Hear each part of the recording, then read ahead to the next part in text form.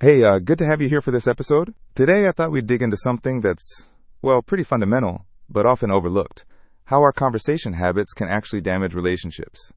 Yeah, it's interesting, isn't it? Like, we all talk every day, but sometimes the way we do it, well, it can really hurt connection without us even realizing it. Exactly. And what's cool is this, some of the advice comes from Stoicism, which, people usually think of as this ancient philosophy about self-control and virtue. But it actually has some really practical tips for how we communicate. Right, and I think that's what makes this so useful. It's not just abstract ideas. It's about how we listen, how we respond, and how we show up in conversations to build genuine connection. So let's start with some of the common conversation habits that tend to damage relationships. The first one is waiting for your turn to talk. Oh, that one's a classic. It's when you're not really listening, but instead mentally rehearsing what you want to say next. Yeah, and that's a problem because it means you're valuing your own thoughts more than the person who's actually speaking, so you miss out on what they're really trying to say. I've definitely caught myself doing that. Like, someone's telling me about a tough day, and I'm already thinking about how I'm going to respond instead of just hearing them out. And that leads right into the next habit, giving unsolicited advice. Yeah, jumping straight to solutions without being asked can make people feel dismissed. Sometimes, what people really want is empathy, not a to-do list. Exactly. Like, if a friend is stressed about work, and you immediately start suggesting time management tips, it can feel like you're not acknowledging their feelings. Right, it's like you're saying, I don't really care about how you feel, here's how to fix it. And that can shut down the conversation pretty quickly. Then there's interrupting and finishing sentences. That one's tricky because sometimes it's unintentional, but it signals impatience and that your thoughts are more important. Yeah, and finishing someone's sentence can feel condescending, like you're robbing them of their agency in the conversation. I remember a time when someone cut me off mid-story, and it just felt like they didn't value what I was saying. Same here. It's subtle but powerful in how it affects trust and openness. Another damaging habit is making everything a debate. Ah, that's exhausting.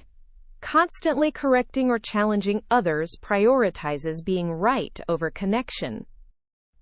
And that creates defensiveness, which erodes trust, like turning a casual chat into a fact-checking session. Yeah, it's like the conversation becomes a competition instead of a connection. Then we have one-upping stories. That's when you respond to someone's experience with a better or more extreme version, right? Exactly. It invalidates their feelings and shifts the focus away from them. Like when a friend says, I had a rough week, and you say, that's nothing, I had it worse, because it just feels dismissive. Yeah, it's a subtle way of saying, your experience isn't as important as mine. Then there's redirecting topics to yourself. Using someone else's story as a launchpad for your own. That can make the speaker feel unheard or unimportant. Like they're sharing something personal, and you immediately switch to your own story. It's a quick way to lose connection. And asking only surface-level questions is another habit that keeps relationships shallow. Yeah, sticking to safe questions like, how's the weekend, doesn't invite depth or intimacy. Instead, asking something like, what was the most meaningful part of your weekend, opens the door to real connection. Finally, sharing private information betrays confidence and destroys trust. That's huge. When people feel their privacy isn't respected, they stop sharing altogether. So, those are the habits that can damage relationships. But what about solutions? How does Stoicism help us here? Well, one of the key strategies is the 2-second rule. That's where you pause for 2 seconds after someone finishes speaking before you respond. Right. It ensures they're really done and shows you're fully present. It also helps prevent interrupting and gives you a moment to reflect on what was said. Another Stoic-inspired idea is to prioritize presence. Yeah, focusing entirely on understanding the speaker, not on performing or planning your response. The classic mental model here is 2 ears and 1 mouth. Listen twice as much as you speak. Presence means being mentally and emotionally available, not just physically there. Then there's asking before advising. That's so important. Before jumping in with solutions, ask if the person wants advice or just a listening ear. Like saying, Would you like me to help brainstorm solutions, or do you just want to vent? It respects their autonomy and emotional needs. And finally, stay on their thread. Keep the spotlight on the speaker's topic. Ask follow-up questions that deepen understanding before sharing your own stories. That shows genuine interest and validates their experience. So when you think about it, these damaging habits often come from self-centeredness or lack of presence.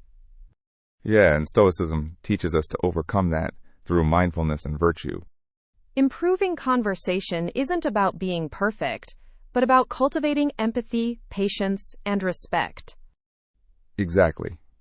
Trying the 2-second rule and asking before advising are simple steps anyone can take.